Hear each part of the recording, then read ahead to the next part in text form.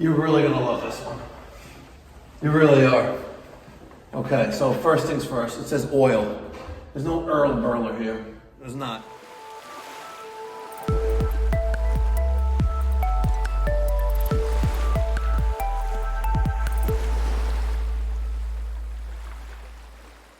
You're gonna love this.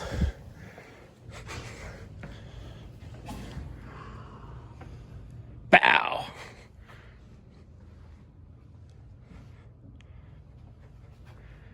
That's fucking impressive. Yes, it is. Okay, so here is the dilemma.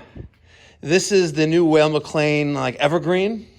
This is the original Weil McLain Ultra 399, I believe it is. And this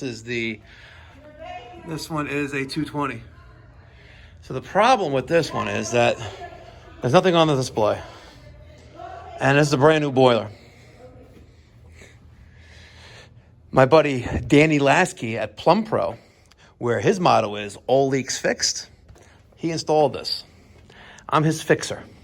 Well, kind of like, Michael Cohen was Donald Trump's fixer, right? I am Danny Lasky's fixer. I fix things. We're going to see what's going on in here. All right, so we removed the front cover, and we have this beautiful schematic wiring diagram on the left side, right? Pictures, shows everything. And we have a ladder diagram on the other. And notice, remove cover panel before removing display. Attempting to remove the display without the removal of cover panel could result in damage to the boiler. So pay attention, ladies and gentlemen. If you're trying to remove this, take this off first. Okay, we are going to see if we have 110 volts going in. This is our voltage from our switch. And hopefully it's something simple.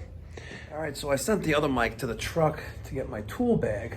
In the interim, a good technician is observant of his surroundings. We have these, I think these are 100 and, how many gallons are these, Mike? 200 gallon? 150? You have two 150 gallon indirect water heaters with ST12s. What's wrong with people? You can't have ST12s on this. All right, so we removed the front cover, and I'm letting it hang because that little spade connector, she don't want to come off. So I got my Fluke non-contact electrical tester. Let's see if we have voltage there. No bueno. We don't got any voltage. This is going to be the easiest, $5,000 I ever made. Come on, it's $5,000. Look what they're working with here. Come on. We at least a couple $100 an hour. Okay, there's no power there. No power. So we have no power here either. All right. See, we have power there, but we don't have power to the circuit. And based on the size of this Taj Mahal, well, let's go see if we can find the circuit breaker panel. What do you think? No way it's this easy. All right, it's all labeled. Okay, everything's labeled. Let's try. Check this one. Boiler, 30. Oh, 30, 32. Tripped. Oh. Why are we tripped? Oh, that's a great question.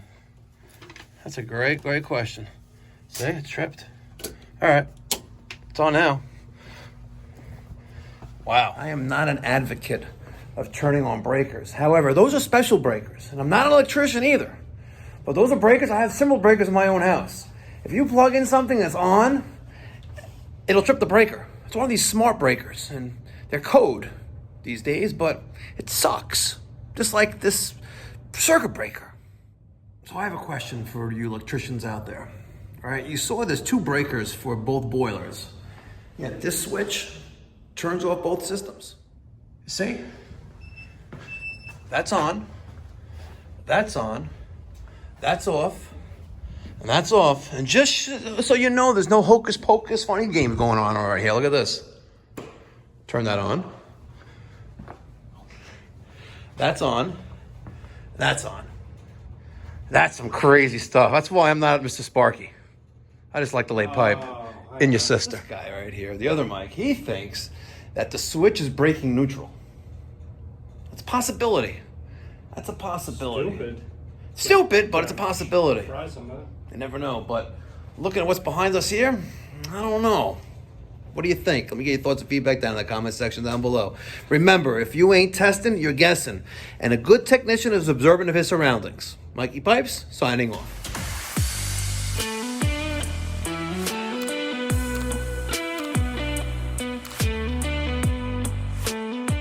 In case you're looking for a little bit more. Yeah, I know.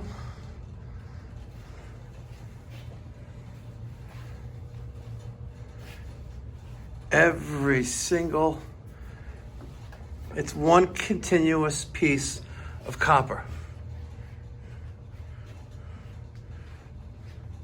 All right? Look at that.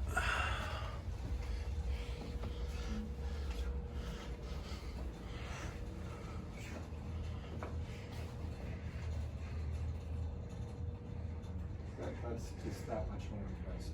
It is. So let's take a look at the ceiling, by the way. Above us is the kitchen. Take a look at those. They're not even I-beams. Gas service, we have 2-inch. No, 2.5. 2.5-inch gas coming in there. I can't even imagine. There must be miles of PEX piping in this home. We got an air handling unit up there. Maybe it's some kind of heat recovery system. But damn. Very, very impressive. Well, at least they didn't use cellular core PVC for venting. Should we take the elevator up or the stairs? I'm still down. Let's take the elevator up. Nah, we'll take the stairs.